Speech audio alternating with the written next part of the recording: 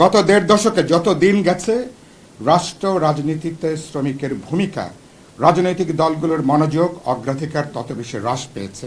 ভোটের অধিকার নাই, গণতান্ত্রিক অধিকার নাই। সে এখন নির্বাচন বা ভোট কেন্দ্রিক রাজনীতিতে আগের মতন ভূমিকাটা নাই।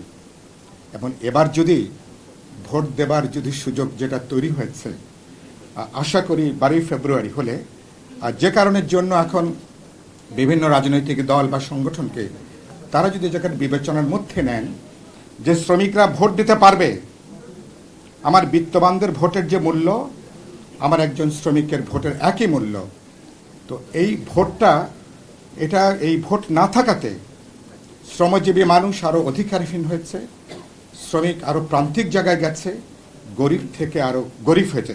সবচেয়ে বেশি ক্ষতিগ্রস্ত হয়েছে ভোট অধিকার না থাকাতে, গণতন্ত্র না থাকাতে শ্রমিক, শ্রমজীবী মানুষ। এই সত্যটাকে আগে আমরা বিবেচনার মধ্যে আমরা নিই, ফলে তার অধিকারের জায়গাটা, এই জায়গাটাকে আমরা একটু এটাকে বিবেচনার মধ্যে আমরা রাখি। দুই হচ্ছে, আমাদের এখানে একটা শ্রম সংস্কার কমিশন হয়েছে। আমাদের এই যে ভাই এখানে উত্থাপন করলেন, তারা অনেক দিন ধরে কাজ করেছেন, অনেকগুলো বিষয় সামনে তারা নিয়ে এসছেন, তারা অসাধারণ কাজ করেছেন।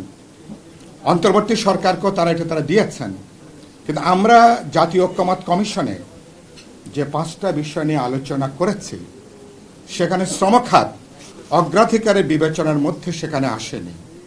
7.5 কোটি মানুষ যারা শ্রম বা শ্রমের সাথে যারা প্রত্যক্ষভাবে যুক্ত, জাতীয় অগ্রাধিকারের পর্যায়ে সেখানে আসেনি। এটা নিয়ে কোনো দেন দরবার, কোনো কথা বলা, কোনো উদ্যোগ নেওয়া, তাহলে দেশের প্রায় অর্ধেক মানুষ যার সঙ্গে যুক্ত, সেটা আপনার কোনো জাতীয় অগ্রাধিকারের ভেতরেই নাই। তো অন্তর্বর্তী সরকারের অভ্যুত্থানের মধ্য দিয়ে যে সরকারকে আমরা দায়িত্ব দিলাম, ক্ষমতা বসালাম, এরকম আরও অনেকগুলো গুরুত্বপূর্ণ, নারী থেকে শুরু করে নারী কমিশন, অনেকগুলো কমিশন, এগুলো বাস্তবে তেমন কোনো আলোর মুখ দেখেনি। বরং একই রকম গত 1.5 বছর একই জিনিস, শ্রমিক নানা অংশীজন কথা বলেছেন, আলোচনা করেছেন, আর তাদের দাবি দেওয়া কিছু কিছু পূরণ হয়েছে। সবচেয়ে বেশি নির্যাতিত, নিপীড়িত হয়েছেন শ্রমিক, শ্রমজীবী মানুষ। লক্ষ লক্ষ শ্রমিকরা কাজ হারিয়েছেন গত এই 1.5 বছরের মাথায়। যে কাজ দেওয়ার দূরের কথা, বিনিয়োগ তো নাই, কার্যত অভ্যন্তরীণ বিনিয়োগও প্রায় বন্ধ।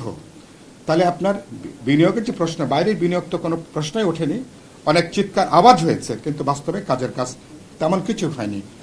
যাদের কাজ ছিল কাজ হারিয়েছেন, নতুন কোনো কর্মসংস্থানের কোনো উদ্যোগ পর্যন্ত নাই। এবং এটা সরকারের অগ্রাধিকারের ভেতরও আমরা দেখিনি।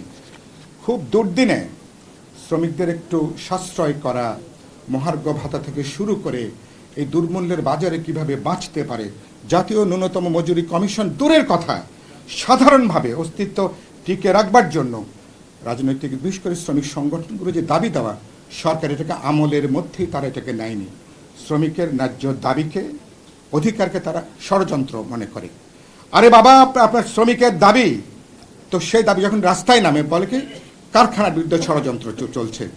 মানে একটা ষড়যন্ত্র তত্ত্ব, যে শ্রমিক যে কারখানা তাকে টিকিয়ে রাখে, তাকে বাঁচিয়ে রাখে, মজুরি দেয়, সচেতন শ্রমিক কখনো কারখানার বিরুদ্ধে তখনও তিনি কাজ করতে পারেন না।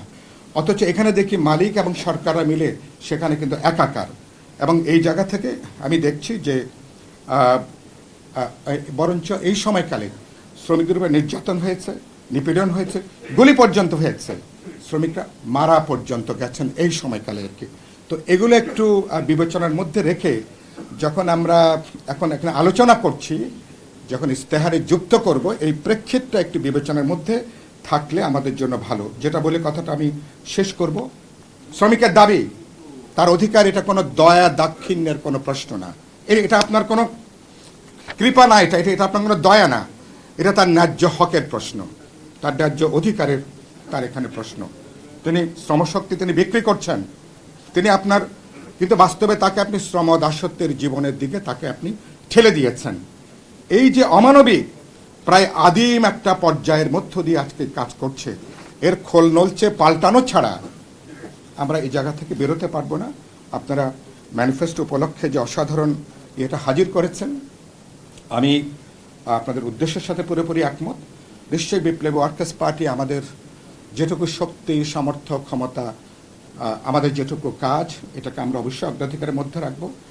যদি কোনো এক্সেস আমাদের জন্য তৈরি হয় নিশ্চয়ই সে ব্যাপারে আমরা আন্তরিকভাবে আমরা সে ব্যাপারে কাজ করার জন্য আমরা মতাদর্শিকভাবে কমিটেড।